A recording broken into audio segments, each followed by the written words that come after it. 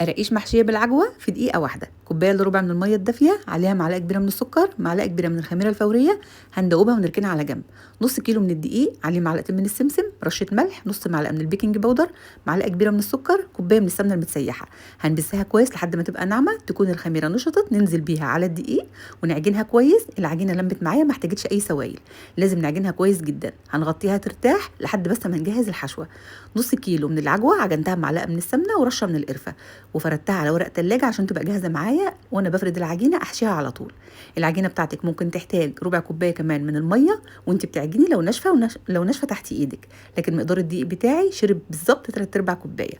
بتاخدي الحشوة وبتفرديها جوه العجينة بالشكل ده، وبتخلي سمكها مناسب للعجينة، وبتقفلي العجينة على بعض بالشكل ده من ظهرها، ما تخليش العجين كتير عشان لسه هتزيد في الفرن.